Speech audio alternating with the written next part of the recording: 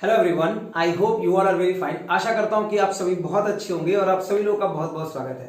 दोस्तों, आज के इस वीडियो में हम CHSL 2020 में पूछे गए जो सभी इडियम्स थे, 36 सेट्स में 72 इडियम्स पूछे गए थे, उसकी एक सीरीज जो हमने स्टार्ट करी है, उसकी ये तीसरी क्लास है।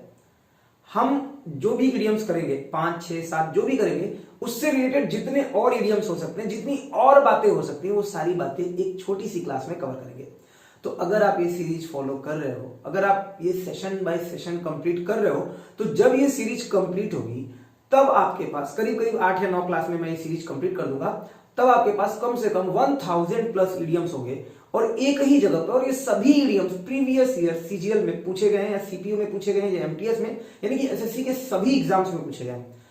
इनके साथ साथ मैं आपको बहुत सारी नई इंफॉर्मेशन भी देता हूं, या नई चीजें जो शायद आपको पता ना हो, जो एक जगह पे ना मिल पाए, तो वो सब इस क्लास में आपको मिलेगा। चलिए आज का सेशन स्टार्ट करते हैं बिना टाइम को वेस्ट किए। अगर आपको लगता हो कि वीडियो हेल्पफुल है तो प्लीज एक बार वीडियो को शेयर जरूर कर दीजिएगा। चलिए देखिए, पहला क्वेश्चन है हमारे पास, बटर फिंगर्स। बटर फिंगर्स का मतलब समझिए क्या होता है। बटर फिंगर्स का मतलब हाथों में बटर लगा हो, यानी कि वो पर्सन जो चीजों को ड्रॉप करता हो, आप उसको बटर फिंगर्स बोलोगे। कोई भी पर्सन, आप देखते हो क्रिकेट की कमेंट्री में आपको बोला था कि उन्होंने बटर मक्खन लगा रखा है, हाथों से ड्रॉप कर रहे चीजों को, तो आप उसके लिए यूज करोगे टू बी क्लमजी। क्लमजी का मतलब क्या होता है? क्लमजी का मतलब होता है थोड़ा ऑकवर्ड होना काम करते टाइम, मतलब आप कंफर्टेबल नहीं हो, आप नर्वस हो, आप थोड़े से डरे हुए हो, सहमे हुए हो, कुछ भी कह सकते हो। तो टू बी क्लमजी, या फिर इसके लिए कुछ वर्ड यूज कर सकते हो, ऑकवर्ड एक बहुत अच्छा वर्ड है, गॉश। आप इसको कमेंट बॉक्स में लिखकर बताओ क्या होता है। हालांकि मतलब आप समझ गए होंगे अगर मैंने यहां लिखा है तो फिर भी आप एक बार कमेंट बॉक्स में लिखो। एक इडियम है अब्बुलिना चाइना शॉप, बहुत बार पूछा गया है SSC के एग्जाम में, अब्बुलिना चाइना शॉप। और एक है ऑल फिंगर्स एंड थम्स। ये जितनी भी बातें मैं आपको बता रहा हूं, ये सारी चीजें पूछी गई हैं आपके पेपर में। तो इन सब का मतलब होता है to be clumsy, to be awkward, आप कंफर्टेबल नहीं हो, आप चीजों को ड्रॉप कर रहे हो, या फिर आप काम करने में थोड़े से बेढंगे हो। तो ये सारी बातें हो गई। अब यहाँ पे जो बटर फिंगर्स का सही ऑप्शन था, ये तो गया टू बी क्लमजी। अभी यहाँ पे एक वर्ड है रिच, जरा इसको समझ लीजिए। ये जो रिच वर्ड है ना, ये रिच क्या होता है? एडजेक्टिव होता है। क्लियर है? एडजेक्टिव में कभी एस या यस नहीं लगाते हैं, बट एक वर्ड होता है रिचेस, ये आपका होता है नाउन, और वो भी कैसा नाउन? Plural noun. ठीक है, प्लूरल नाउन। तो जो इसके साथ वर्ब लगेगी वो कैसी लगेगी? Plural verb. ये बात ध्यान रखिएगा, सिंगुलर वर्ब कभी मत लगाइएगा, ये पेपर में एरर आए हुए हैं। रिचेस का मतलब होता है वेल्थ, धन दौलत। अब एक इडियम है इससे बहुत प्यारा, अभी लास्ट सेशन में मैंने बताया था, फ्रॉम रैग्स टू रिचेस। मैं जितनी बार आएंगी चीजें उतनी बार आपको बताऊंगा। तो रैग्स का मतलब होता है पोवर्टी, मतलब गरीबी, और रिचेस का मतलब होता है वेल्थ। क्लियर? ये भी बात समझ में आ गई। अब आपके पास एक वर्ड है कुक, जरा इसको समझो। कुक वर्ड को समझते हैं, आइए। देखिए जो कुक वर्ड है ना, कुक, एक तो ये नाउन वर्ब दोनों होता है। कुक का मतलब खाना बनाना और खाना बनाने वाला। फिर एक वर्ड है be cooking with gas, be cooking with gas. फिर हमारे पास cook somebody's goose, cook somebody's goose. फिर हमारे पास कुक द बुक्स, पूछे गए हैं, सभी पूछे गए हैं दोस्त, सभी पूछे गए हैं। फिर हमारे पास too many cooks, too many cooks spoil the broth, too many cooks, too many cooks spoil the broth. Broth मतलब सूप। क्लियर? फिर एक और फ्रेजल वर्ड पूछा गया, कुकअप। इतनी बातें आपसे पेपर में पूछी गई हैं। अब इन सभी का मतलब एक बार समझ लेते हैं। बी कुकिंग विथ गैस का मतलब होता है you are doing something very well, है ना, to do something very well. तो इसका मतलब हो जाएगा to do something very well. Cook somebody goose का मतलब टू स्पॉइल समबडीज प्लान, किसी के प्लान चौपट करना। Cook the books to falsify the record कह सकते हो, डाटा कह सकते हो, या फिर डेटा कह सकते हो, या फिर डिटेल्स कह सकते हो, कुछ भी।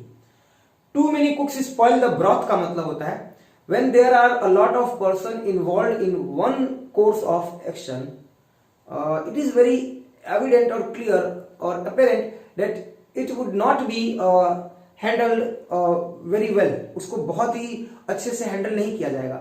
अगर किसी काम में बहुत सारे लोग एक साथ आ जाते हैं तो वो काम खराब हो जाता है ना। इसका मतलब मैं लिख रहा हूं, आप समझ लीजिएगा। टू मेनी कुक्स, बहुत ज्यादा खाने बनाने वाले अगर आ जाए तो ब्रॉथ को वो खराब कर देंगे, सूप को खराब कर देंगे, क्योंकि थोड़ी सी नमक मिला दो, थोड़ी चटनी मिला दो, थोड़ा ये कर दो, थोड़ा वो कर दो, थोड़ा मसाला लगा दो, थोड़ी अदरक लगा दो, तो उसकी वजह से वो काम खराब हो जाएगा। तब आप बोलोगे too many cooks spoil the broth. अब कुकअप का मतलब होता है कहानी करना, यानी कि कॉन्कॉक्ट। क्लियर? अब इतनी बातें आपको समझ में आ गई, कुक से रिलेटेड ये सारी चीजें आपको समझ में आ गई। हमारा जो क्वेश्चन था वो था बटर फिंगर, सही ऑप्शन था टू बी क्लमजी, लेकिन हमने आपके साथ ये इतनी सारी चीजें डिस्कस की, awkward, gauche, a bull in a china shop, all fingers and thumbs, rags, from rags to riches, riches plural noun है, प्लूरल वर्ब लगेगा कुक, और कुक से ये सारी चीजें। इतना। अब हमारे पास अगला क्वेश्चन है, वो है लार्ज हार्टेड। इसमें सारा कुछ हो गया। अब देखो, लार्ज हार्टेड का मतलब होता है ना जिसका दिल बहुत बड़ा हो, बहुत ही उदार हो, बहुत ही काइंड हो, बहुत ही जनरस हो, बहुत ही मैग्नेनिमस हो, बहुत ही मिनिफिसेंट हो। इस सारे वर्ड आपके पेपर में पूछे गए, तो इनको ध्यान रखिएगा। मैं लिख देता हूं एक बार। देखिए, लार्ज हार्टेड के लिए हो पाएगा जनरस। क्लियर? अब जनरस का मतलब क्या हो जाएगा? जनरस का मतलब काइंड, बहुत बार सुना होगा आपने। बेनिवोलेंट, ये भी सुना होगा, बेनिवोलेंट। फिर आपके पास हो गया जनरस, हो गया काइंड, हो गया बेनिवोलेंट, हो गया।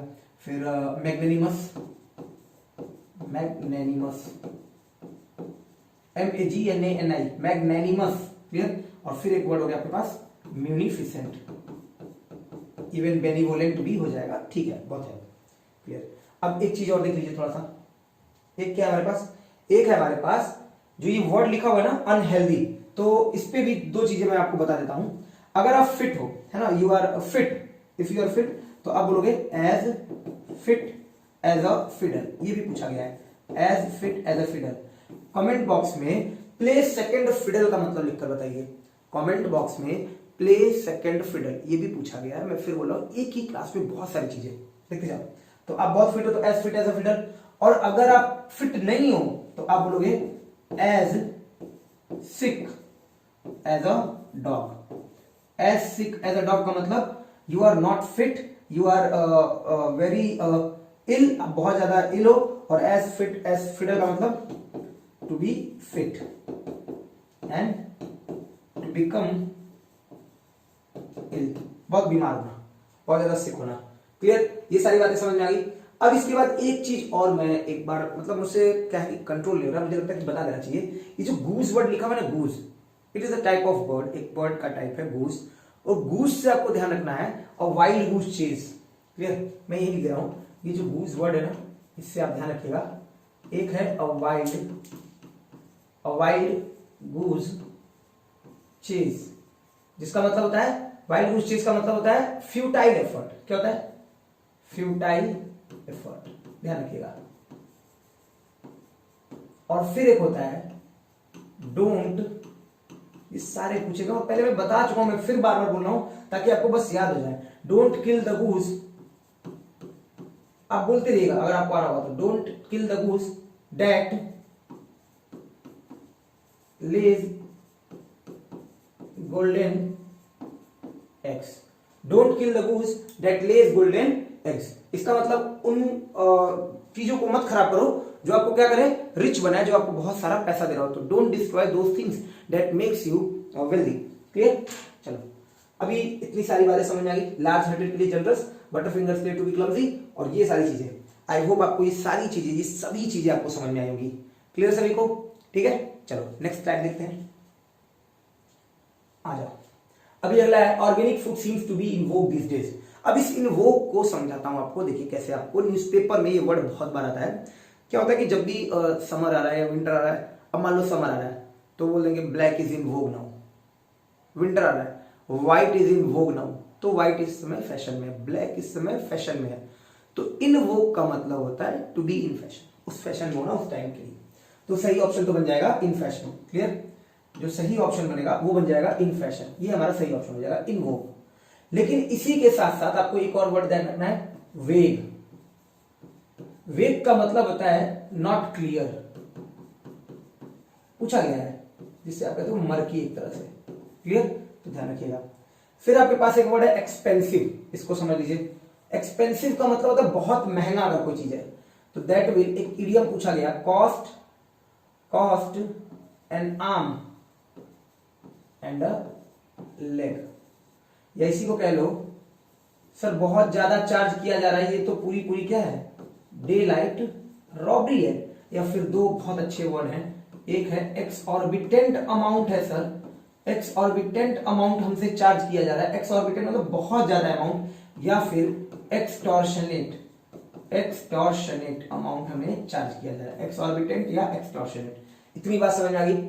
फिर आपके पास ये जो रीडली अवेलेबल लिखा हुआ है, इस कॉन्टेक्स्ट को ध्यान रखिएगा, ये आपको क्लोज में आ सकता है। रीडली अवेलेबल का मतलब होता है इजिली अवेलेबल, तो आप हमेशा क्या बोलते हो, इजिली अवेलेबल, बट आप उसकी जगह पे यूज क्या करो, रीडली अवेलेबल है ये सारी चीजें, मतलब बहुत ही आसानी से उपलब्ध है। इस कॉन्टेक्स्ट को ध्यान रखिएगा। मैं फिर बोल रहा हूँ, अगर जब भी बोलना हो बहुत आसानी से ये चीजें उपलब्ध है, तो आप ये मत बोला करो कि ये इजिली अवेलेबल है, आप क्या बोलोगे, रीडली अवेलेबल है। अगर आप ऐसा बोलते हो तो आप उस रीडली वर्ड को हमेशा के लिए ध्यान रखोगे, वेरी क्विकली, बहुत आसानी से। सही ऑप्शन बन गया वेरी एक्सपेंसिव इन फैशन, आपको बता दी, सॉरी सही ऑप्शन बन गया इन फैशन। इनवोक का मतलब हो गया इन फैशन, और एक्सपेंसिव के लिए कुछ वर्ड बता दिए, वेग मतलब वोग और वेग दोनों वर्ड ध्यान रखिएगा। अब आ जाते हैं टू प्ले विथ फायर, ये तो देख के लग रहा है फायर के साथ खेलना मतलब डेंजरस और रिस्क में काम करना, क्लियर। अभी आजकल फ्लावर फायर बहुत ज्यादा चला हुआ है। अब देखो, अब इसके बाद है to pour oil in a burning fire, तो इसको समझ लो थोड़ा सा। अगर इसी की जगह पे लिखा होता ना, to pour oil on burning fire की जगह पे लिखा होता to pour oil on trouble water, to pour oil on trouble waters, तो इसी को आप बोलते हो टू बैरी द हैचेट, मतलब बोलते ना शत्रुता बुरा नाम, या फिर एक पढ़ा था अभी लास्ट सेशन में, दोनों पढ़ चुके हैं हम, मेकअप विथ, इनका मतलब होता है टू सेटल योर डिफरेंस। देखो एक साथ आपको ध्यान रहेगा, टू सेटल योर डिफरेंस, मैंने भले ही पहले बताया तो क्या हुआ, एक बार और बता दिया, आपको भूलेगा ही नहीं। फिर है to fight like fights like a fisherman, तो इसमें जो ये फाइट वर्ड है ना, इसको ध्यान रखना। एक आपके पास होता है ना फाइट से, वो ध्यान रखना है, अ फाइटिंग चांस, बहुत बार पूछा गया है, अ फाइटिंग चांस क्या मतलब होता है, a little chance, a little chance.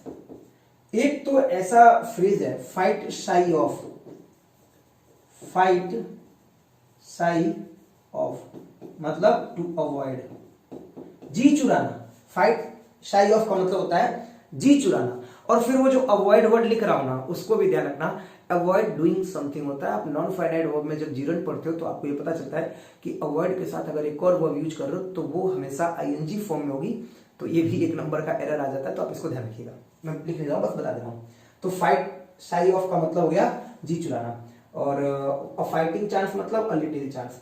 फिर आपके पास है fight tooth and nail, fight tooth and nail का मतलब होता है बहुत ही डिटरमाइन होकर लड़ना, फाइट टूथ एंड नेल, बस इतना तीन ध्यान रखिएगा। अभी और भी है, फाइट फायर विद फायर, या फिर फाइट फॉर है, और सारे भी हैं, मतलब बस मैं इतना ही बता रहा हूं।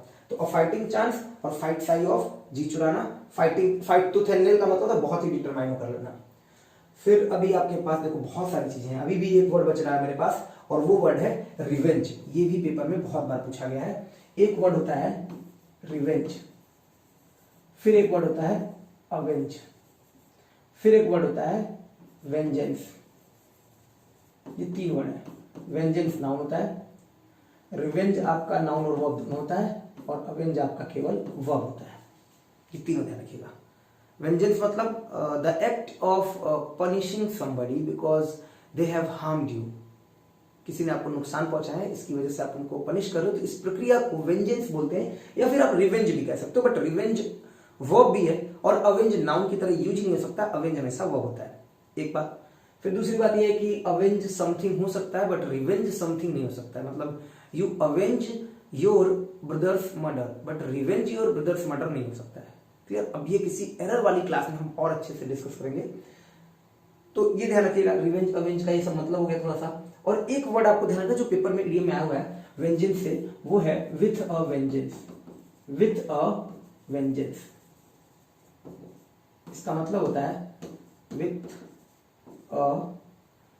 A greater degree. क्या मतलब हुआ कहने का, देखो इसका मतलब क्या हुआ, आरसीबी है, कितनी बार आईपीएल से बाहर हुई, लेकिन हर बार जब आईपीएल में आती है तो वो कहती है कि इस बार थोड़ी प्रॉमिसिंग लगती है कि इस बार फिर से जीत जाएगी। वो जीतती नहीं है, बट वो हर बार ऐसे आती है, इस बार हम कुछ करेंगे, हम थोड़ी एक्स्ट्रा एनर्जी के साथ आए, तो वो बोलेंगे विथ अ वेंजेंस। मतलब विथ अ वेंजेंस का मतलब थोड़ा और एक्स्ट्रा एनर्जी के साथ, और जो पहले था उसकी डिग्री थोड़ी बढ़ गई है, थोड़ा और अच्छा हो गया, तो that is called with a vengeance. जैसे आप कहते हो कि मैं बीमार था, पिछले 1 हफ्ते से मेरा मूड नहीं काम कर रहा था, लेकिन मैंने अपने आप को 1 हफ्ते का रेस्ट लिया, 1 हफ्ते का मतलब एक बूस्ट अप, एक चार्ज जो हमें चाहिए था वो मिला मुझे, और अब मैं जब आया हूं तो मैं तो विथ अ वेंजेंस हूं। मतलब मैं अब इस बार काफी डिटरमाइंड हूं और काफी ग्रेटर डिग्री के साथ हूं, पहले से काफी बेहतर हूं। क्लियर? इतनी बात हो गई। अब एक वर्ड जो है वो समझना है हमको, फायर। ये वर्ड बड़ा इंपॉर्टेंट है, फायर। इससे रिलेटेड इडियम्स हैं जो पूछे गए हैं। पहला है a ball of fire, ball of fire. फिर है a baptism of fire, a baptism of fire. फिर है a ball of fire, a baptism of fire, come under fire, come under fire. फिर है सब पूछे गए, have several irons in the fire, have several irons in the fire, out of the frying pan, out of the frying pan into the fire, into the fire. समझिएगा कि फिर है there is no smoke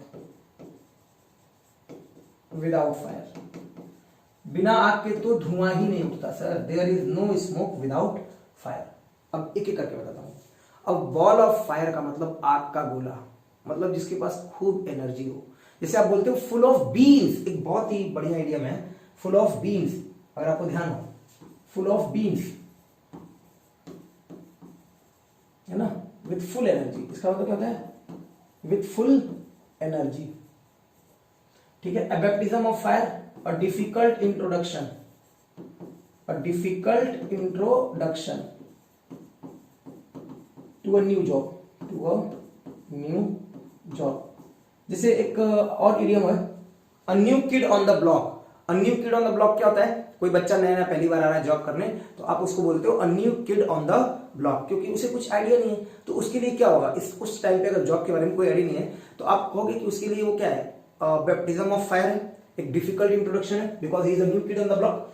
come under fire का मतलब to be criticised, to be criticised. एक और idiom इसके लिए याद रखना, haul somebody over the coals. SSC में पूछा गया है, haul somebody over the coals. Clear है? हॉल मतलब होता है खींचना, किसी को कोयले के ऊपर रगड़ देना, खींचना मतलब क्रिटिसाइज करना। My teacher hauled me over the coals for being late, late होने के लिए मुझे टीचर ने भी बहुत कतार लगाई।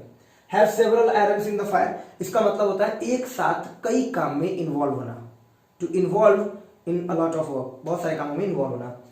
Out of the frying pan into the fire, आप फ्राइंग पैन में थे, समझिएगा, आप फ्राइंग पैन में थे और वहां से गिरे, बोलते ना कि आसमान से गिरा और खजूर पे अटका, ऐसे कुछ। तो out of the frying pan and you fall into fire, आप कहां गिरे? फायर में। तो एक मुसीबत से निकलकर from one sort of problem you are coming into second sort of problem, एक दूसरी तरह की प्रॉब्लम में आप चले आए। And there is no smoke without fire का मतलब होता है, कहते हैं कि बिना आग के कोई धुआं नहीं होता। तो मतलब अगर कोई बात कही जा रही है तो उसके पीछे कोई ना कोई बात है, वहां पे कुछ ना कुछ सच्चाई है। क्लियर? तो ये सारे फायर पे रिलेटेड थे, और भी हैं, और आप फिर किसी और क्लास में और डिस्कस करेंगे। अभी क्योंकि फायर पे अभी आगे आपको मिलेंगे, और भी सारे मिलेंगे वीडियोस। तो एक बार फिर देख लो, ये हमारे पास इडियम था, to play with fire. Play with fire का मतलब होता है, जैसे अभी ये नहीं मैंने लिखा, to play with fire. Play fire with fire होता है टिट फॉर टैट, जैसे को तैसे, मतलब आग को आग की तरह से ट्रीट करो, जो आपके साथ जैसा व्यवहार करो उसके साथ ऐसा व्यवहार करो। तो टू प्ले विथ फायर का हो गया to act in a dangerous and risky way. ये समझ में आ गया। बाकी ये सारी बातें समझा दी, एंड आई होप कि आपने बहुत अच्छा समझा होगा। ये फायर से रिलेटेड कुछ इडियम समझा दिए, और पीडीएफ आपको ध्यान रखना है, मैं भूल गया स्टार्टिंग में बताना, पीडीएफ आपको टेलीग्राम चैनल English@Dean Sir वहां मिलेगी। अभी मैं स्टार्टिंग में फिर एक बार बोल दूंगा। देखो अगला है हमारे पास to add insult to injury. अभी हमारे पास नया है to add insult to injury, बहुत ही आसान इडियम है to add insult to injury. इसका मतलब होता है कि आपको इंजरी थी, उसी पे आपकी इंसल्ट की गई, तो चीजों को और खराब कर देना, टू मेक समथिंग वर्स, बाकी और कुछ करना नहीं, to make something worse. Make fun of आपको ध्यान रखना है, जैसे लास्ट टाइम पढ़ा था, पोक फन करके पढ़ा था कुछ, पोक फन एट ऐसा करके पढ़ा था ना, तो वही है मेक फन ऑफ, मजाक उड़ाना। वर्क हार्ड और हार्ड वर्क में आपको ध्यान रखना है, एक होता है वर्क हार्ड और एक होता है हार्ड वर्क। जब ऐसा कह रहे हो तो ध्यान रखिएगा, वर्क जो है नाउन है, हार्ड इसको बताने वाला एडजेक्टिव है, और ये एक तरह का इंपेरेटिव सेंटेंस है, वर्क आपका वर्ब है, हार्ड इसको बताने वाला एडवर्ब है। क्लियर, समझ आ गया? तो इसका मतलब हार्ड जो है वो एडजेक्टिव भी है और एडवर्ब भी है। अब इस बात के साथ साथ एक और छोटी सी बात बता रहा हूं जो रिवीजन के तौर पे आपके काम आएगी। हार्ड है, फास्ट है और आउटराइट है, ये तीन वर्ड पूछे गए हैं एसएससी में, ये एडजेक्टिव भी होते हैं और एडवर्ब भी होते हैं, क्योंकि हमारे दिमाग में क्या होता है कि एडजेक्टिव में एलवाई लगाकर एडवर्ब बना देंगे। फास्टली कोई वर्ड नहीं होता, आउटराइटली कोई वर्ड नहीं होता, क्लियर है? अगर इसमें एलवाई लगाओगे है ना तो कोई वर्ड नहीं बनेगा। हाँ, हार्डली एक वर्ड होता है, हार्डली होता है, और जिसका मतलब होता है ऑलमोस्ट नॉट, ऑलमोस्ट नॉट। बाकी ये सभी वर्ड एडजेक्टिव भी हैं और एडवर्ब भी हैं। अगला क्वेश्चन है, he is very impulsive and does things without rhyme and reason। without rhyme and reason का मतलब होता है बिना किसी कारण के, कोई कारण ही नहीं है। without rhyme and reason का मतलब होता है बिना किसी कारण के, तो सही ऑप्शन हो पाएगा आपका विदाउट रीजनेबल एक्सप्लेनेशन, ये आपका सही ऑप्शन हो जाएगा, विदाउट राइम एंड रीजन, तो इसका भी सही ऑप्शन ही हो गया। अब यहाँ पे एक वर्ड दिया हुआ है ना इंपल्सिव, इसको समझते हैं। जिससे विराट कोहली ने भी डिसीजन ले लिया कि वो कप्तानी नहीं करेंगे ओडीआई की भी और टी20 के पहले, टी20 वर्ल्ड कप से पहले, तो बहुत सारे लोगों ने कहा कि विराट कोहली की जो कप्तानी है वो थोड़ी सी, मतलब उनका जो डिसीजन रहा वो इंपल्सिव रहा। इंपल्सिव मतलब आपने सोचा नहीं उस बारे में थोड़ा सा बैठ के, क्लियर? तो इंपल्सिव को आप क्या कह सकते हो, जैसे कि एक होता है on the spur of movement, on the spur of the movement, the moment, ध्यान रखिएगा इसको, बहुत अच्छा आइडिया है ये भी पूछा गया है। या फिर आप कह सकते हो रैश या फिर रेकलेस, क्लियर है? तो ये सारी चीजें आप ध्यान रखिएगा। पीडीएफ आपको मैं फिर बोल दूं, ये जो पीडीएफ है वो आपको इंग्लिश